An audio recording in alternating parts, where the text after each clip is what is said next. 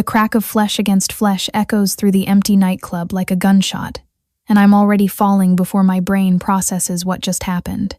My cheek burns with the force of Dmitry Volkov's palm, and I taste copper as my teeth cut into my tongue.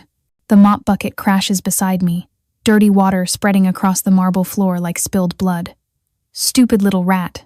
Volkov towers over me, his designer suit worth more than I make in 3 years. You think you can steal from me? I press my palm to the cold floor, trying to push myself up, my voice barely a whisper. I didn't take anything. His hand rises again and I flinch, curling into myself. But the second blow never comes. Instead, there's a sound I'll never forget, the wet snap of bone breaking, followed by Volkov's scream. It happens so fast I almost miss it. One moment, Volkov's arm is raised above me. The next, a hand has caught his wrist and twisted it at an impossible angle. The club owner drops to his knees, his face white with shock and pain. Touch her again, and I'll remove your arm entirely. The voice is quiet, controlled, but it carries something that makes my blood run cold. I look up through tangled hair to see a man I've only glimpsed once before, Mikhail Zharkov, the silent partner who occasionally visits the club. He's always sat in the VIP section's darkest corner, watching everything but saying nothing. The staff whispers about him, but no one knows who he really is. Now, standing over Volkov's kneeling form, he looks like death incarnate. His dark suit is immaculate, his pale gray eyes emotionless as winter frost. He still holds Volkov's broken wrist, applying just enough pressure to keep the man whimpering.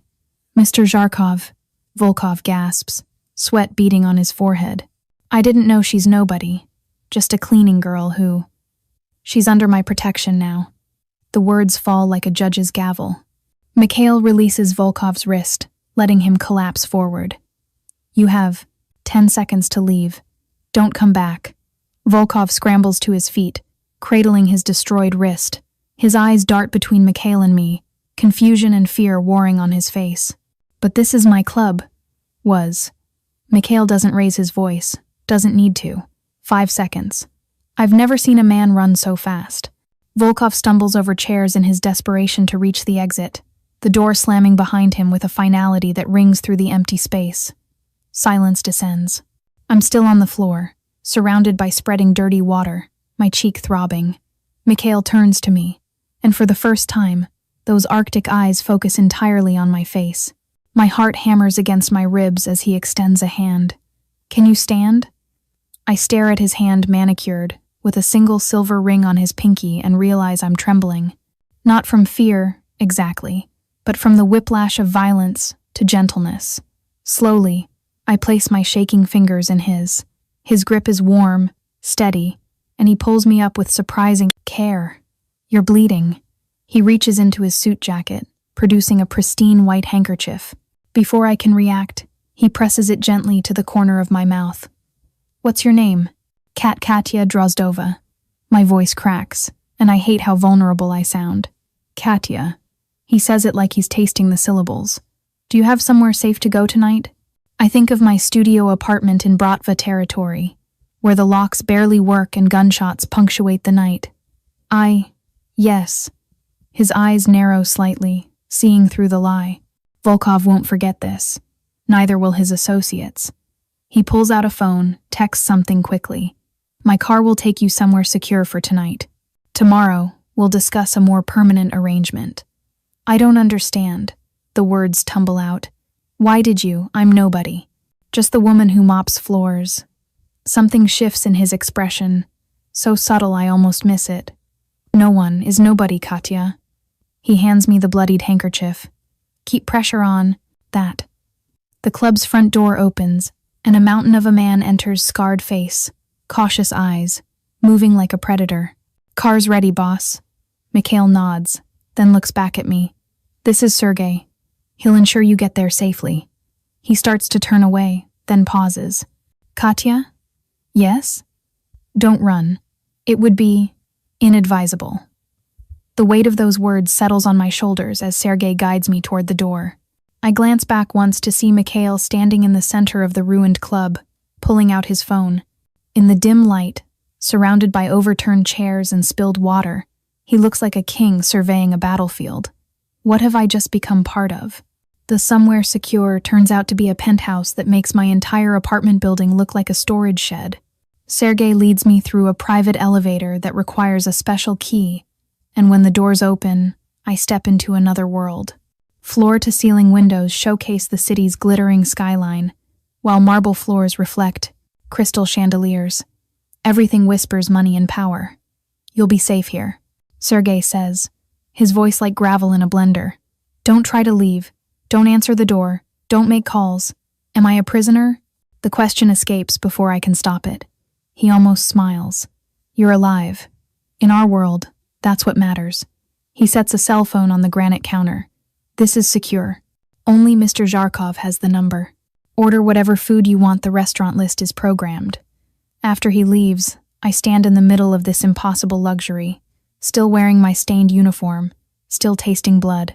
My reflection in the dark windows shows a ghost pale, shocked, lost. I touch my swollen cheek and wince. The shower is the size of my entire bathroom at home, with more buttons than a spaceship. I stand underwater hot enough to burn, watching pink swirls disappear down the drain. Someone has left clothes on the bed, simple but expensive. The labels are all foreign, the fabric softer than anything I've owned. They fit perfectly, which sends a chill through me. How did they know my size? I'm examining the locked elevator when the phone Sergei left rings. My hand hovers over it for 3 rings before I answer. Katya. Mikhail's voice is velvet over steel. Are you settling in? Why am I here? I grip the phone tighter. What do you want from me? Direct. I appreciate that. A pause. What do you know about Dmitry Volkov? He owned the club. He pays cash, doesn't ask for papers. That's all that mattered. He also traffics women through that club. The younger, the better. You've been cleaning evidence of his operations for 6 months. My stomach drops. Those private rooms I was never allowed to enter. The young girls who sometimes appeared, always looking terrified. I'd wondered, but I'd needed the job too badly to ask questions. I didn't know. I believe you, but Volkov thinks you took something from his office 2 nights ago. Something valuable. I shake my head even though he can't see me. I only cleaned the main floors. I wasn't even there 2 nights ago. I was visiting my grandmother in the hospital. I know. His certainty is unsettling. But Volkov believes otherwise. He's already sent men to your apartment. My things, replaceable. Your life isn't. His tone shifts, becoming businesslike. You have 2 options, Katya. First, I can give you money and new identity documents. You disappear tonight, start over in another country. But Volkov has a long reach and longer memory. And the second option? You accept my protection, permanently. The word hangs between us, heavy with implications. What would that mean? You'd work for me. Different capacity than cleaning, though your attention to detail is. Noted. You'd live under my security umbrella. Volkov and his associates wouldn't dare touch you. And in return, loyalty, discretion, and sometimes, your particular skills. My skills? I clean floors, Mr. Zharkov. You speak 4 languages. I heard you talking to the Albanian kitchen staff. You notice everything but say nothing. You've been invisible in that club for months, seeing all while being seen by none. These are valuable traits. My mouth goes dry. I hadn't realized anyone had been watching me that closely. You're not really a silent partner, are you? His laugh is soft, dangerous. No, Katya. I'm something far more complicated. A pause. I need your answer by morning. Sergei will bring breakfast at 8. Tell him your decision. And if I choose to run, then I wish you luck. You'll need it. The line goes dead. I set down the phone with trembling hands and walk to the windows. The city sprawls below, millions of lights hiding millions of secrets. Somewhere out there, Volkov is nursing his broken wrist and planning revenge.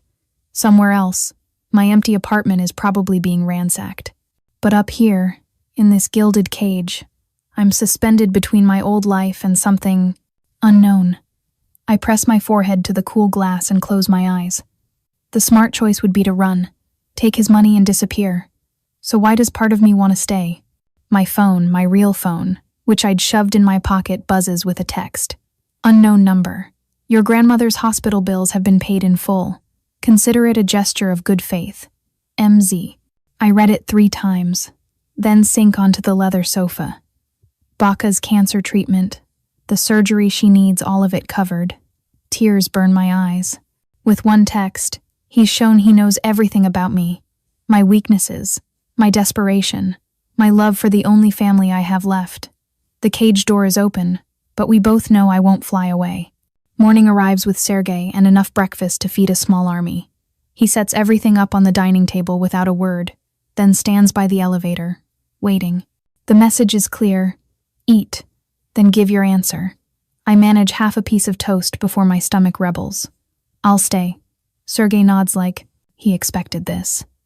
Mr. Jarkov will be here in an hour. Wear the blue dress. Sure enough, there's a navy dress in the closet I hadn't noticed before. Professional but elegant. Another perfect fit. I'm adjusting the sleeve when the elevator chimes. Mikhail enters like he owns the air itself, which, given this is his penthouse, maybe he does. In daylight, he's younger than I thought, maybe 35, with premature silver threading through dark hair. A thin scar crosses his left eyebrow, barely noticeable until you look closely. Katya. He sets a leather folder on the table. Before we proceed, you need to understand what you're agreeing to. I sit across from him, back straight. I'm listening. I run the Eastern District's operations. Gambling, loans, protection businesses that exist in the shadows. His eyes never leave mine, but I have rules. No trafficking, no children, no unnecessary violence. This puts me at odds with men like Volkov. You're Bratva, Mafia. I prefer businessman with flexible morality. His lips quirk slightly. But yes, essentially. And you want me to, what, be your maid? Hardly. He opens the folder, revealing photographs. These are Volkov's associates. They meet weekly at various locations, restaurants, galleries, private clubs. I need someone who can blend in, serve drinks, clean tables, and remember every word spoken. A spy. An observer. You'd be amazed what powerful men say around invisible women. He slides a document toward me. This is your employment contract. Officially, you'll be part of my hospitality staff. Unofficially, you'll be my eyes in places I cannot go. I scan the contract. The salary makes me blink twice. This is more than I made in 3 years. Hazard pay. This work isn't without risk. He produces a pen. Once you sign, there's no backing out. My enemies become yours, but so does my protection. Anyone who touches you will answer to me personally, as Volkov learned. Why do you care? You don't know me. Something flickers in his eyes. I knew your father. The words hit like ice water. My father died when I was 7. Yes, protecting my family. He slides another photograph across younger version of him standing next to a man I barely remember. My father. Ivan Drozdov saved my sister's life. She was 12, kidnapped by rivals. Your father got her out but took 3 bullets doing it. My throat closes. He said he worked construction. He did. He also worked for my father, keeping us safe. Mikhail's voice softens slightly. I've been watching you since you turned 18, making sure you were okay. When you showed up at Volkov's club, I became a silent partner to keep an eye on things. You've been watching me for 7 years? I should feel violated, but instead, I feel protected? From a distance. You had your life. I had no intention of interfering. Until last night. When Volkov hit me. When Volkov sealed his fate, the temperature seems to drop. No one touches what's under my protection. I pick up the pen, its weight heavier than it should be. If I sign this, what happens to Volkov? That's no longer your concern. It is if I'm part of this. He studies me for a long moment. He'll lose everything. His clubs, his connections, his reputation. If he's smart, he'll leave the city. If not, he shrugs eloquently. You're destroying him because he slapped me? I'm destroying him because he's a parasite who hurts innocent women. Touching you was simply the excuse I needed. He leans forward. But yes, Katya, anyone who harms you will face consequences. That's what my protection means. My hand hovers over the signature line. Once I sign, there's no going back to my invisible life. But that life is already gone. Volkov made sure of that. And my father. My father died for this family. I sign my name with deliberate strokes. Mikhail takes the contract, slipping it back into the folder. Welcome to the family, Katya. Drozdova. He stands, straightening his jacket. Sergei will take you shopping for appropriate attire. Tomorrow, your real education begins. Education? Languages you speak are useful, but you'll need more. Self-defense, firearms, observation techniques, poisons. Poisons? His smile is sharp as winter. Amazing what can be slipped into a drink by a simple cleaning girl. He heads for the elevator, then pauses. One more thing. That mark on your face, it's the last one you'll ever receive without choosing it. I promise you that. The elevator closes, leaving me alone with the weight of what I've just done. I've signed a deal with the devil, but this devil knew my father. This devil pays my grandmother's medical bills. This devil broke a man's wrist for striking me. I touch my bruised cheek and make my own promise. I'll become whatever weapon he needs me to be. 3 weeks pass in a blur of transformation. My mornings begin with Anya, a former ballet dancer who teaches me to walk like I own the room instead of cleaning it. Afternoons belong to Victor, who shows me 17 ways to kill a man with household items. Evenings are for languages with Dr. Petrov, refining my Albanian and Serbian, adding Chechen to my arsenal. But tonight is my first real test. The Ivory Room is Moscow's most exclusive restaurant, where oligarchs dine on caviar while deciding who lives and dies. I'm here as part of the catering staff, invisible in my black uniform, pouring wine for men who'd step over my corpse without blinking. Volkov is here. His wrist is in a cast, his face gaunt with rage and paranoia. He doesn't recognize me. The makeup team has worked their magic, darkening my hair, contouring my features. I'm just another ghost refilling glasses. The shipment arrives Thursday, a bald man says to his companion. 15 units from Albania. Units, not crates or packages. Units. My stomach turns as I realize they're discussing human cargo.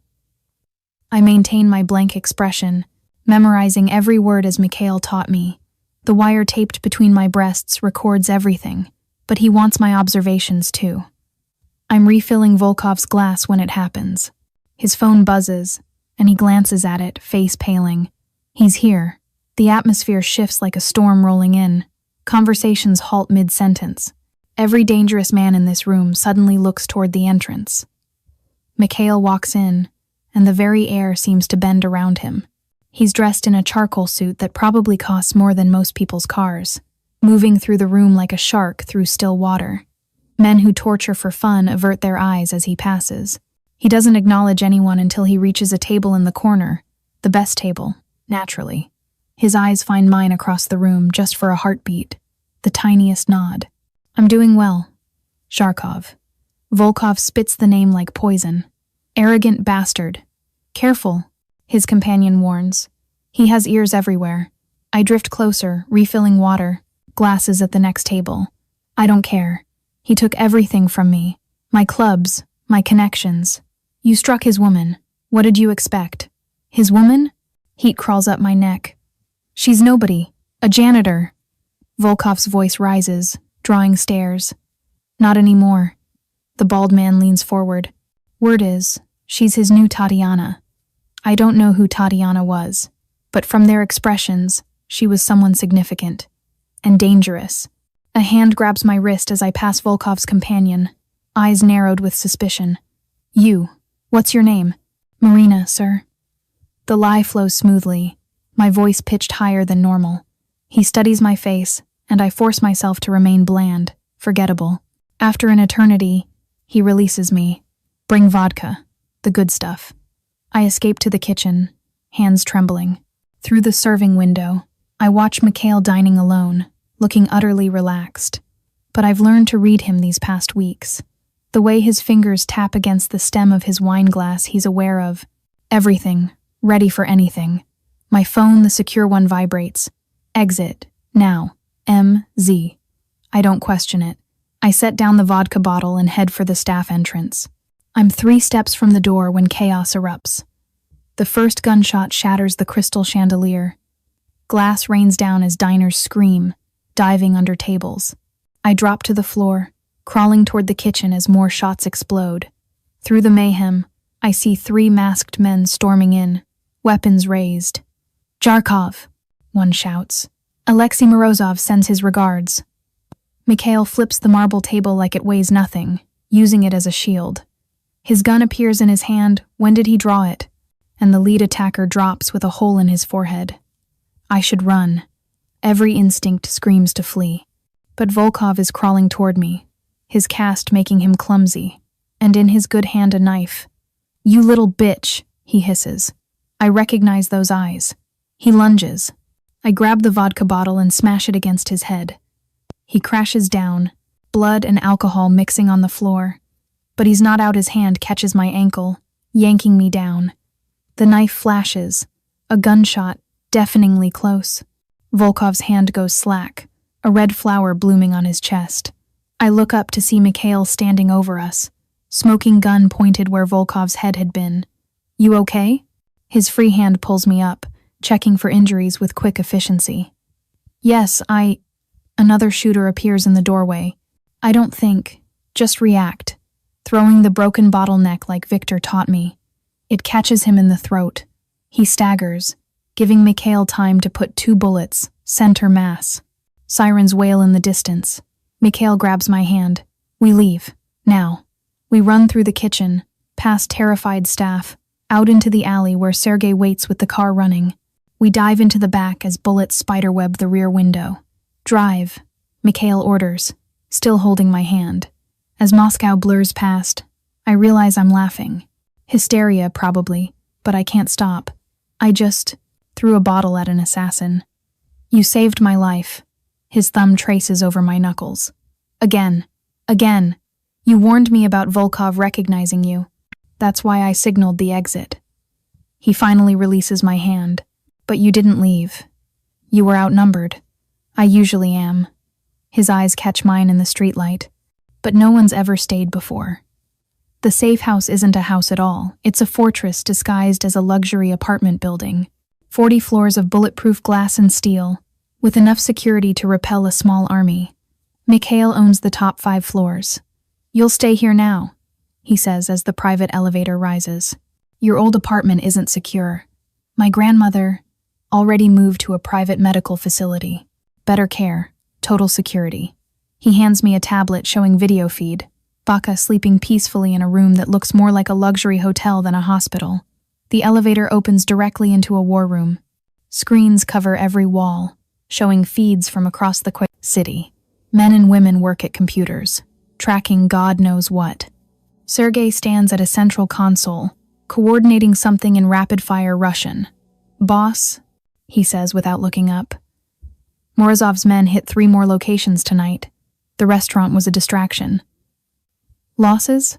2 warehouses, 1 casino, 14 of ours dead. Mikhail's jaw tightens. "And Morozov? Gone to ground. But we have a lead on his son." "Pursue it." He guides me through the war room to a residential wing. "Alexei Morozov is attempting a coup. He thinks I've grown soft." "Have you?" He stops, turns to face me. "What do you think?" I remember the cold efficiency with which he killed those men. "No. But I've developed a weakness." His fingers ghost over my bruised cheek, barely a touch. "You," my breath catches. "I'm not." "You are. Every enemy will see it. Use it." He drops his hand. "Which is why you need to become something more than they expect." He opens a door to reveal an apartment that makes his penthouse look modest. "This is yours."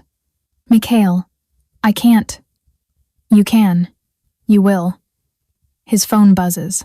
He checks it, frowns. "I have to deal with something. Don't leave this floor." After he's gone, I explore my new cage. The closet is full of designer clothes, all my size. The bathroom has products I couldn't afford in a lifetime. But it's the bedroom that stops me cold.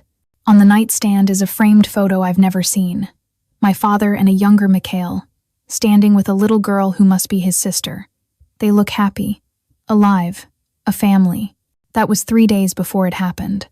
I spin to find a woman in the doorway, early 30s, Same pale gray eyes as Mikhail, sharp cheekbones that could cut glass.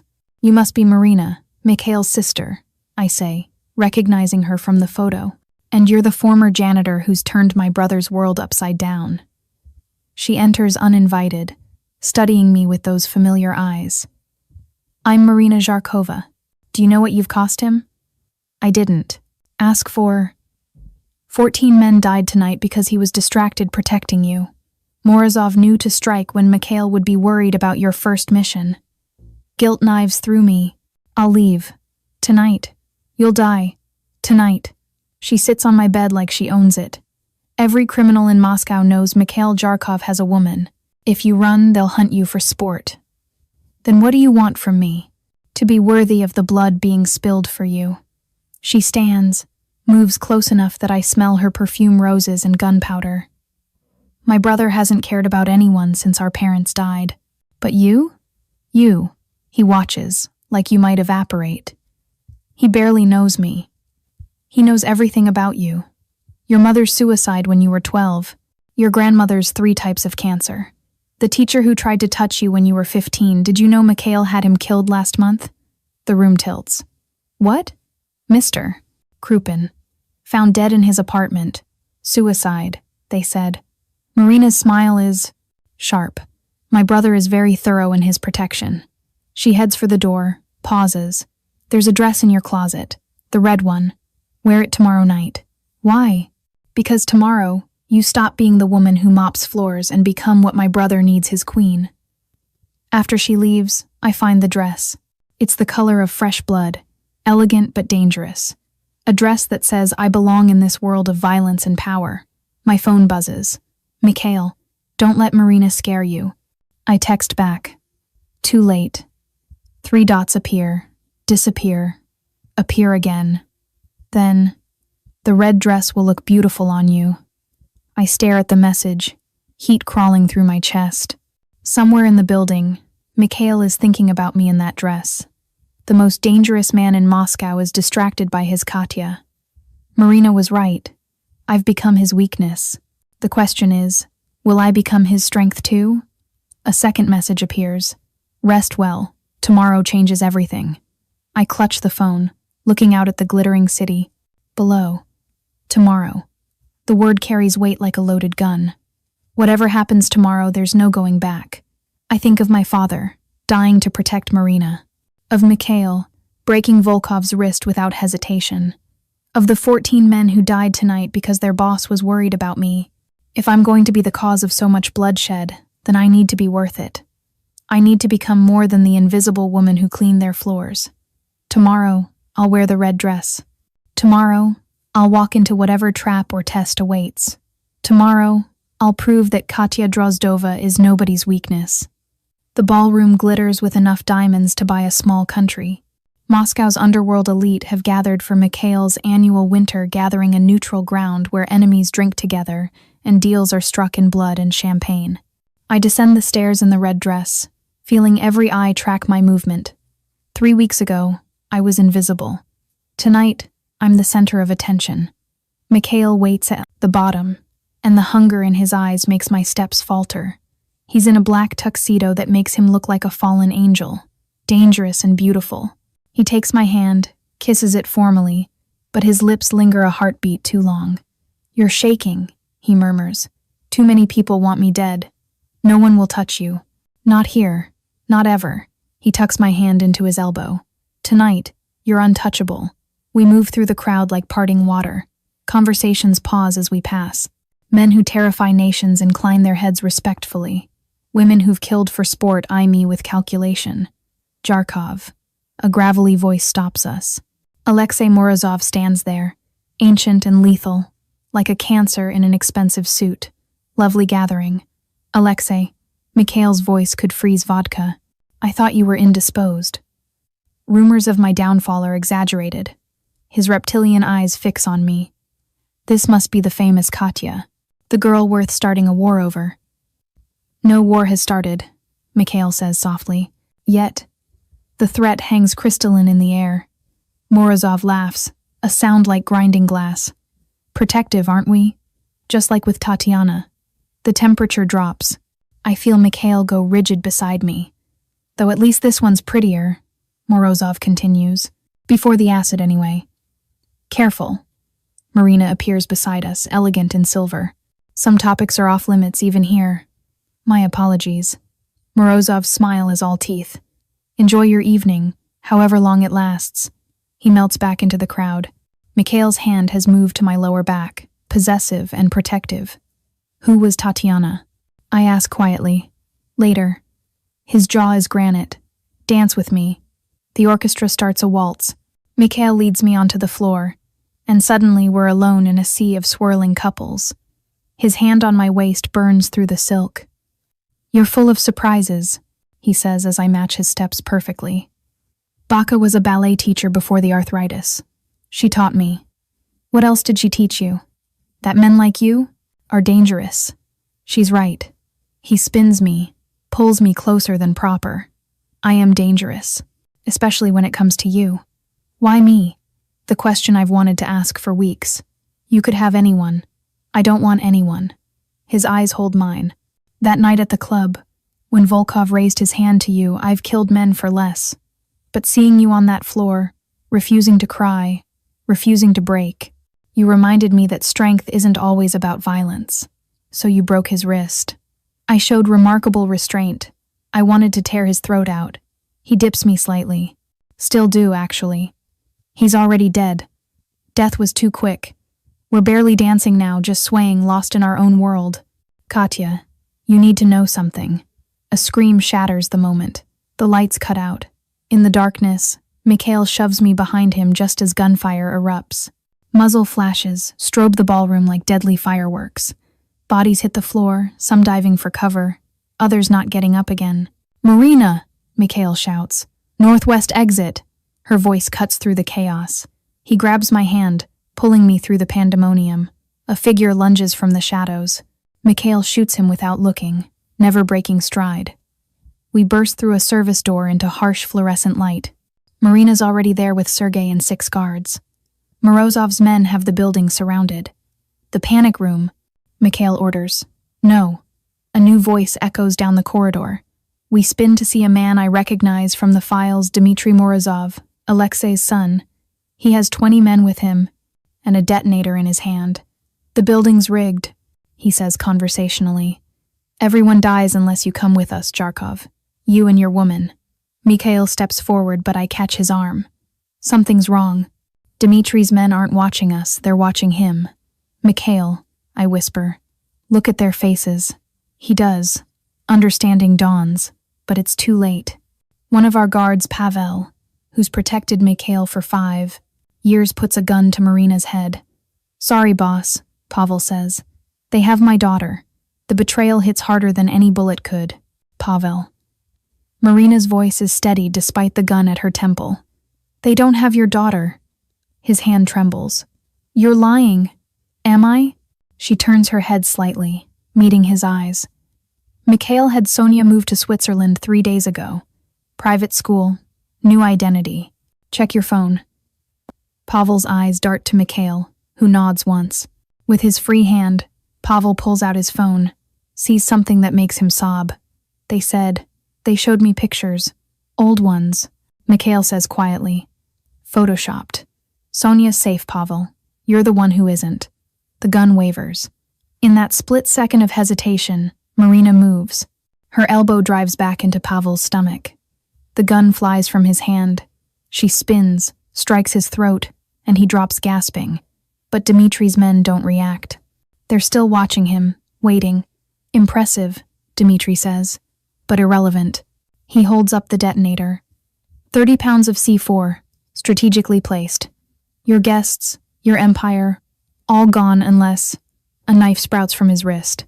The detonator falls, and I dive for it, sliding across the polished floor in my evening gown. My fingers close around it just as one of Dmitry's men reaches for it. I roll away, clutching it to my chest. Everyone freezes. Clever girl, says a familiar voice. Alexei Morozov steps from behind his son's men. But he's not looking at me, he's looking at them. Though not as clever as you think. The men turn their guns on Dmitry. Father? Dmitry's voice cracks. blood streaming from his wrist. You always were too ambitious, boy. Alexei straightens his tie. Did you really think I'd let you kill Zharkov? He's the only thing keeping order in this city. I said what you needed to hear. He glances at Mikhail. The building isn't really rigged. My son's an idiot, but he's still my blood. Take him and go. Consider this a professional courtesy. Mikhail's eyes narrow. And tomorrow? Tomorrow we go back to trying to kill each other. But tonight, he gestures to the trembling Dmitri. Tonight, I'm just a disappointed father. We watch in tense silence as Alexei's men drag Dmitri away, his protests echoing down the corridor. When they're gone, I finally breathe, still clutching the dead detonator. Mikhail helps me stand, his hands checking me for injuries. You're bleeding. I look down. There's a gash on my leg from sliding across broken glass. It's nothing. It's not nothing. He scoops me up like I weigh nothing. Sergei, lock down everything. Marina, already on it. She's zip-tying the unconscious Pavel. I'll handle the guests. You take care of her. He carries me to his private medical room, sets me on the examination table with surprising gentleness. His hands are steady as he cleans the wound, but I can see the storm in his eyes. You threw yourself at a detonator, he says quietly.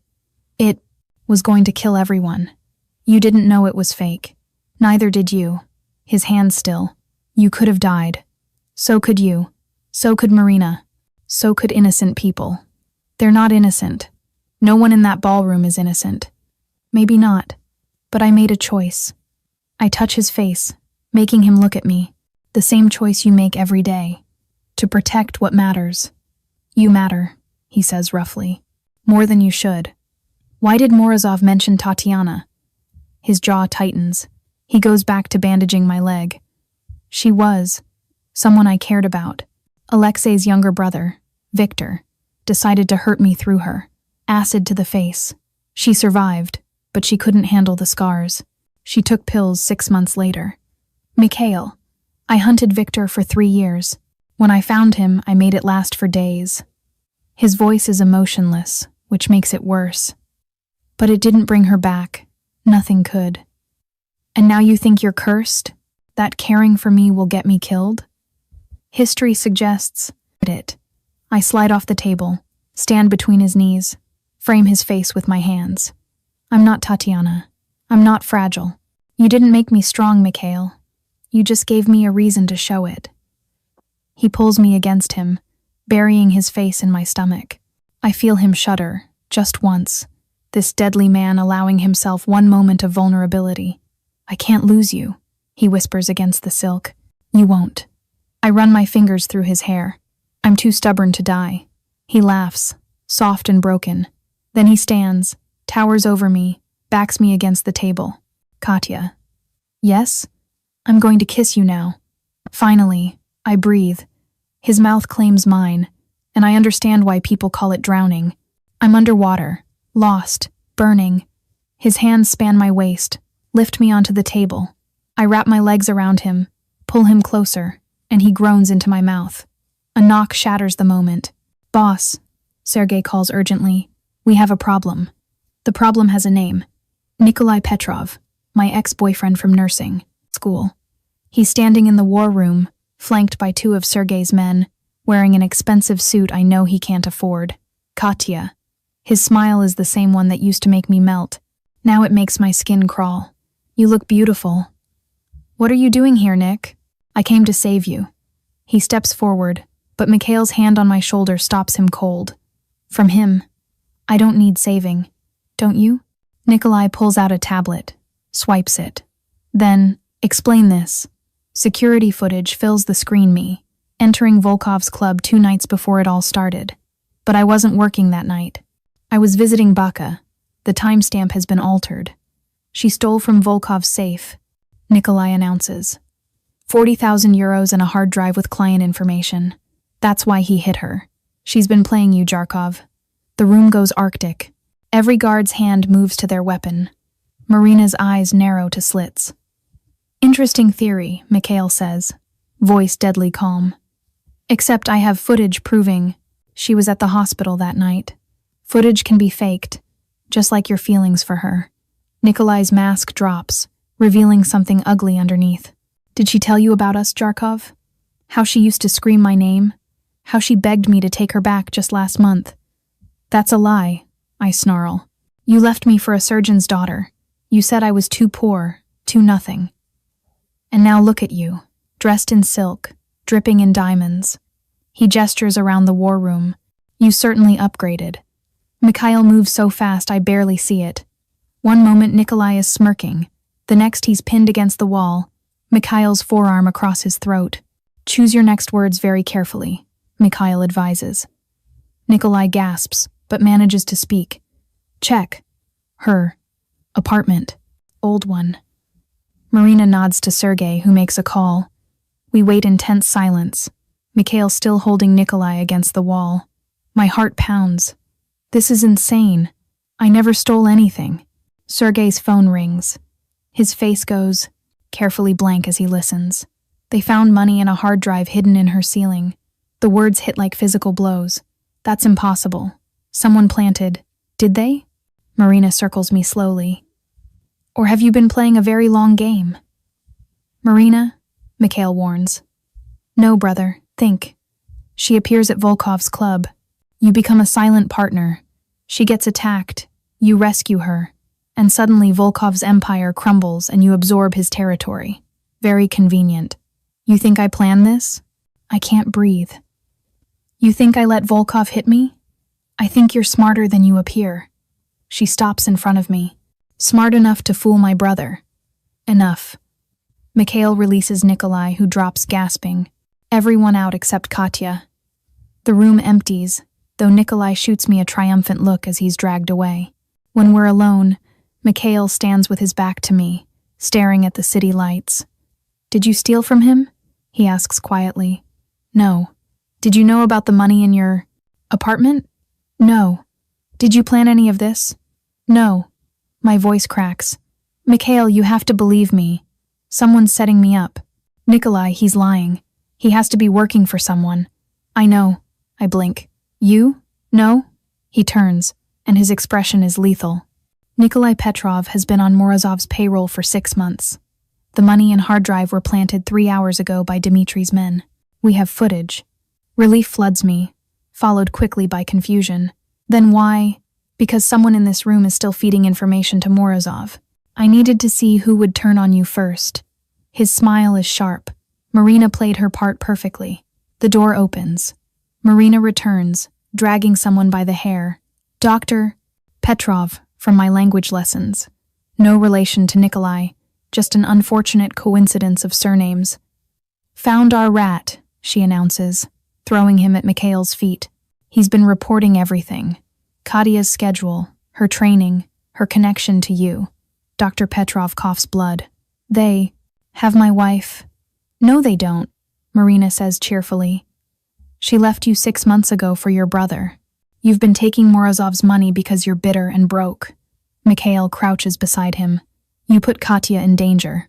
She's nobody, Petrov spits. A janitor you've lost your mind over. The gunshot is deafening. Petrov slumps forward, a hole in his forehead. Mikhail stands, holstering his weapon. Mikhail, I whisper. He cups my face, thumb brushing my cheekbone. He was going to kill you. Tomorrow, during your morning run. Morozov paid him extra for it. How do you? Because I know everything that happens in my city. He kisses my forehead. And anyone who threatens you dies. It's that simple. It's not simple. People are dying because of me. People die anyway. At least now it's for something worthwhile. I'm not worth. He silences me with a kiss. This one desperate, claiming. When he pulls back, we're both breathing hard. You're worth everything, he says, against my lips. And tomorrow, I'm going to prove it. What's tomorrow? His smile is dark, promising violence. Tomorrow, we end Alexei Morozov. That's suicide. He has an army. He has men who follow money. I have men who follow loyalty. He straightens, and I see the predator he truly is. And I have you. Me? I'm barely trained. You're my secret weapon. Because Morozov thinks you're my weakness. He tucks a strand of hair behind my ear. He's about to learn you're my strength. Dawn breaks over Moscow like spilled blood. I stand on the roof of Mikhail's building, watching the city wake up, knowing that by sunset, either Morozov or Mikhail will be dead. You're thinking too loud, Marina says, joining me. She hands me coffee, thick and black. Nervous? Terrified. Good. Fear keeps you alive. She sips her own coffee. Do you know why my brother chose you? Because my father saved you? No, because you saved yourself. She points to the street below. 3 weeks ago, you could have run when the shooting started at the restaurant. You could have taken his money and disappeared. You could have let Dmitri take him. But you didn't. You stayed. You fought. That's rare. It's stupid. It's love. She says it simply, like discussing the weather. You love him. And he loves you, which is why this will work. The plan is insane. I'm going to walk into Morozov's compound, pretend to betray Mikhail, and plant a device that will disable their security, all while 50 armed men watch my every move. Time to get ready, Marina says. Your wedding dress awaits. The dress is white, virginal, with a high collar that hides the wire I'm wearing. The skirt has steel threads woven through it, bulletproof fabric that costs more than most cars. My bouquet contains 3 knives and a small explosive. Beautiful, Mikhail says from the doorway. Marina rolls her eyes. I'll give you 2 a moment. Don't smudge her lipstick, it has poison in it. When we're alone, Mikhail crosses to me, runs his hands down my arms. You don't have to do this. Yes, I do. Morozov won't stop until one of you is dead, and he expects you to attack with force. I straighten his tie. He doesn't expect your Katya to walk through the front door. If anything happens to you, you'll burn the world down. I know. I press my palm to his chest, feel his heart racing. But nothing will happen. I'm too stubborn, remember? He kisses me like it might be the last time. Maybe it is. There's something I need to tell you, he says against my lips. After. Tell me after. Katya. After. I pull back, smooth my dress. Time to go betray you. The drive to Morozov's compound takes forever and no time at all. Sergei drives while Marina rides shotgun. In the back, I clutch my deadly bouquet and review the plan. Get in. Plant the device. Signal Mikhail. Get out before the shooting starts. Simple. Except nothing's ever simple in this world. Morozov's compound is a converted monastery on the outskirts of Moscow. High walls, 1 entrance, sniper towers, a fortress built to withstand armies, but not women with broken hearts. I approach the gate alone, hands visible, playing the part of desperate woman. Guards swarm me immediately, guns raised. I need to see Alexei Morozov. I call out. I have information about Mikhail Zharkov. They search me roughly, missing the weapons hidden in plain sight. The dress registers as normal fabric. The bouquet is just flowers. They find the obvious wire, rip it off me with satisfaction, missing the second one in my corset. I'm escorted through courtyard after courtyard, each more fortified than the last. Finally, I'm brought to what was once the chapel, now Morozov's throne room. He sits in an actual throne, probably stolen from some museum. Around him, 40 men stand ready. Nikolai is there too, smirking like he's won something. The famous Katya, Morozov says. Zharkov's weakness. Come to betray him? He killed someone I cared about, I say, letting tears fall. They're real, I think of my father, of Pavel's betrayal, of Dr. Petrov's death. I want revenge. How convenient. He stands, descends the throne steps. And what information do you bring? He's attacking tonight, through the sewers. He's been digging for weeks. Morozov's eyes glitter. Interesting. And you'd betray him? Why? Because he chose his empire over me. I let my voice break. He said I was expendable. All women are expendable. He's close now. Close enough that I smell his cologne expensive and rotten. But some are useful first. His hand goes to my throat, not squeezing, just resting there, a reminder of how easy it would be to kill me. There's more, I whisper, about his accounts, his connections, everything you need to destroy him. And the price? Safe passage out of Russia. And Nikolai.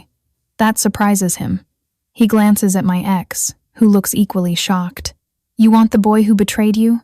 I want familiarity, even if it comes with betrayal. I meet Nikolai's eyes.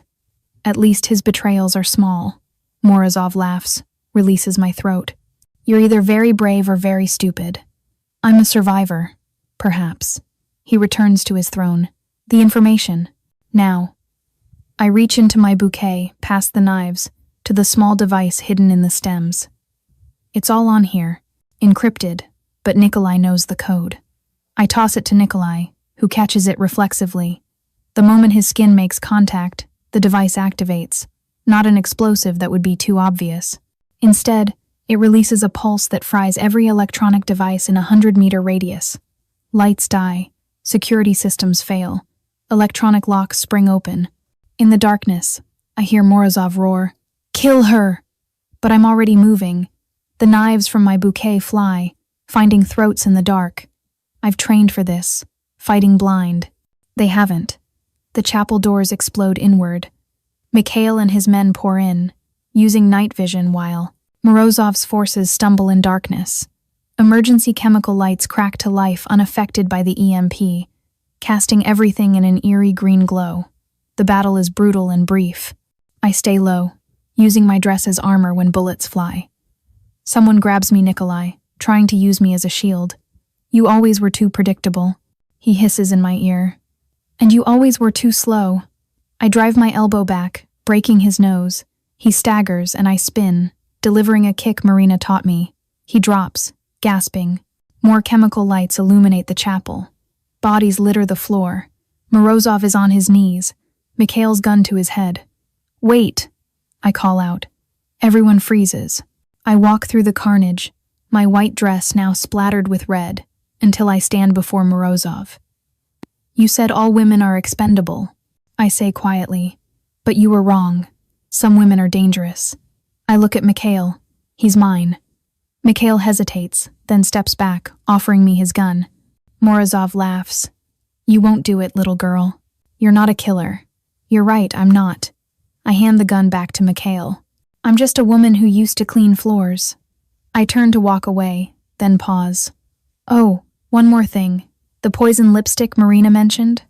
I kissed Nikolai when you were distracted. He has about 30 seconds. Nikolai's scream echoes through the chapel. He convulses, foam at his mouth, then goes still. As for you, I tell Morozov, death is too quick. Marina has plans. Something about acid and time. For the first time, real fear flashes in his eyes. Mikhail takes my hand. It's over. No, I say, looking at the man I've come to love. It's just beginning. We walk out together, leaving Morozov to Marina's tender mercies. Outside, the sun sets over Moscow, painting everything crimson. Mikhail pulls me close, and I feel him trembling slightly. You were magnificent, he whispers. I was terrified. That's what made it magnificent. He frames my face with both hands. Katia, what I wanted to tell you. Earlier. I know, I interrupt. I love you too. He kisses me then, there in the courtyard of our enemy's stronghold, surrounded by his men and the echo of victory. When we finally part, I see Marina dragging Morozov toward a van, humming cheerfully. Ready to go home? Mikhail asks. With you? Always. 6 months later. The club where it all started has been transformed.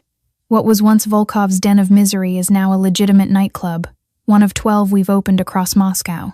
Clean, safe, profitable, and mine to run. I stand on the balcony overlooking the dance floor, watching people actually enjoy themselves. No trafficking, no fear, just music and laughter. The marble floor gleams. I made sure they replaced the section where my blood had mixed with dirty water that night. Some stains you don't keep. Surveying your kingdom? Mikhail's arms wrap around me from behind. Our kingdom, I correct, leaning back against him. Yours. These clubs are in your name.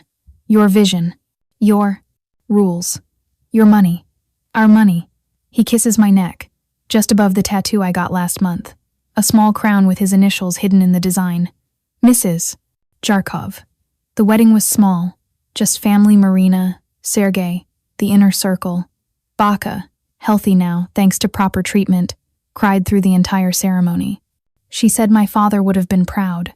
She also said she knew this day would come from the moment she heard about Mikhail breaking Volkov's wrist. A man doesn't break another man's wrist over a stranger, she'd said, fixing my veil. He does it over family. Any regrets? Mikhail asks, like he does every week. Only one. He tenses. What? I never got to clean that spilled water from the club floor properly. It probably stained. He laughs, spinning me to face him.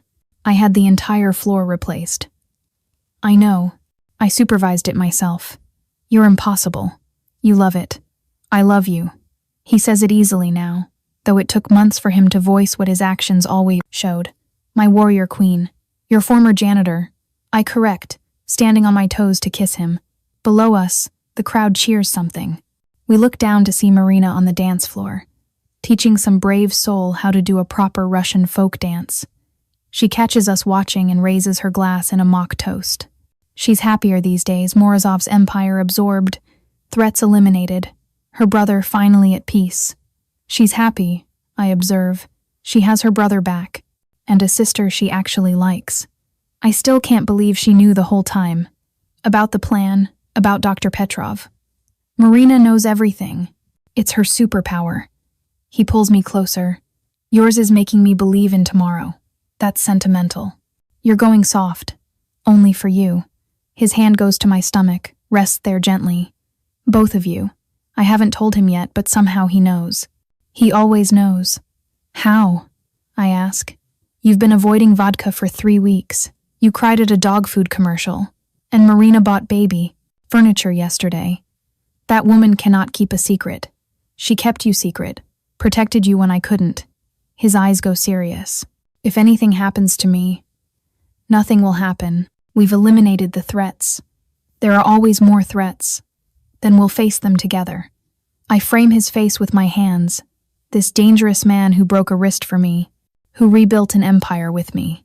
Together, remember? Together, he agrees, and kisses me like that first time, desperate, claiming, promising. The club pulses with life below us. The city spreads beyond, full of dangers and possibilities. But up here in his arms, I'm exactly where I belong. The cleaning woman who became a queen, the nobody who became everything. And this story, this fairy tale written in blood and bullets, it's only just beginning. Baka was right about another thing.